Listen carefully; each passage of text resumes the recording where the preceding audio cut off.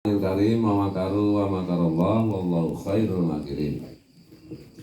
Jadi kita mau menyampaikan yang terkait dengan fenomena yang sejak dulu terjadi termasuk di Indonesia, yaitu keterlibatan ulama atau kiai atau tuan guru di dalam politik. Nah, memang kata Imam Al-Ghazali, antara agama dan politik itu terkait sangat erat, bagaikan mata uang, satu mata uang. Tapi tentu ada kriteria-kriteria bagaimana semestinya seorang kiai ulamaul akhirah ketika terlibat dalam politik. Nah, karena berbagai macam syarat dan berbagai macam keadaan, maka banyak ulama, terutama ulama-ulama tasawuf, menghindarkan diri dari keterlibatan di dunia politik. Namun tradisi di Nusantara, sebagaimana dicontohkan oleh Wali Songo dan para penerusnya, memang ulama, kiai, tuan guru, ajengan itu senantiasa atau sebagiannya itu melibatkan diri dalam politik. Nah, yang perlu digarisbawahi adalah dalam konteks hari ini, dalam konteks kekinian, bagaimanapun juga kiai, ulama, tuan guru, ajengan atau yang membawa profil atau kostum ulama atau kiai atau ajengan itu semestinya adalah menjaga kekiaiannya, keulamaannya, dan ketuan guruannya ketika berpolitik, yaitu kata seperti adagium yang disampaikan Gus Dur, maju tak gentar, membela yang benar. Artinya keberpihakan seorang ulama, seorang kiai dan lain-lain itu atau agamawan itu di dalam berpolitik atau blok politik itu semestinya senantiasa terikat dengan perjuangan nilai-nilai.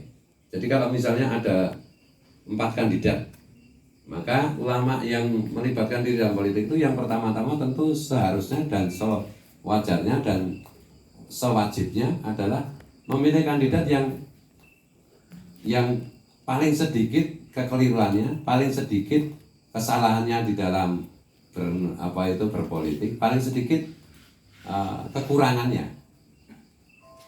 Bukan dipilih mana yang ngasih uang dan bukan dipilih mana yang kemungkinan menang. Itu ulama akhirat itu begitu. Karena bagaimanapun juga ulama itu adalah penjaga nilai-nilai kebenaran, nilai-nilai yang ideal bagi kemanusiaan. Atau bukan hanya ulama, bahkan pendeta, bahkan pedanda, bahkan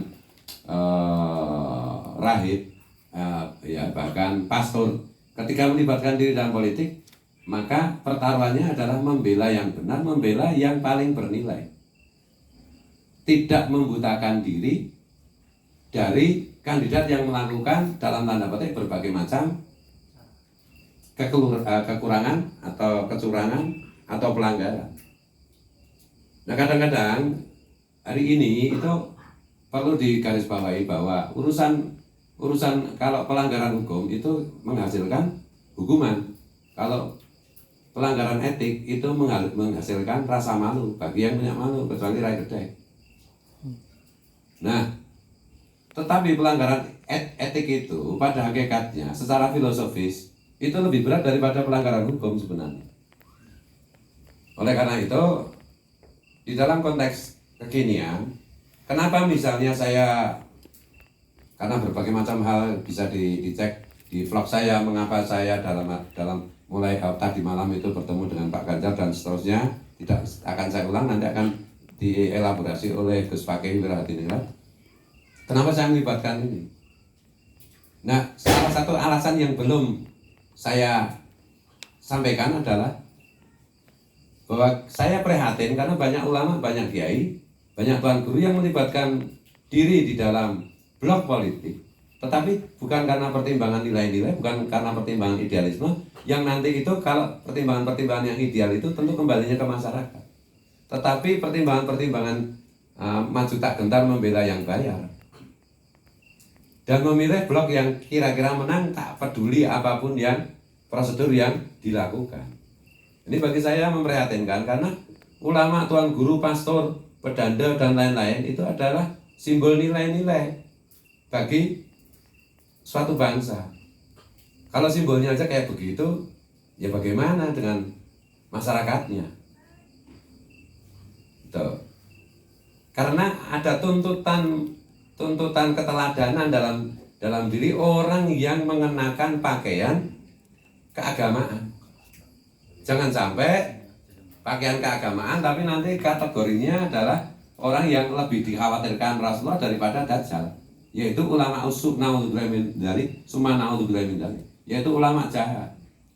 Ulama jahat itu lebih dikhawatirkan Rasulullah daripada kedatangan Dajjal itu sendiri.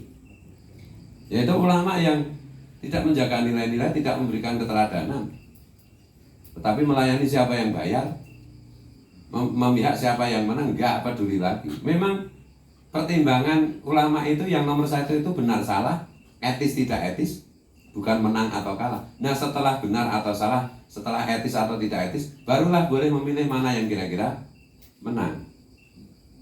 Gitu. Ini sebagai pengantar begitu, monggo Gus Fakih untuk mengelaborasi apa yang saya sampaikan.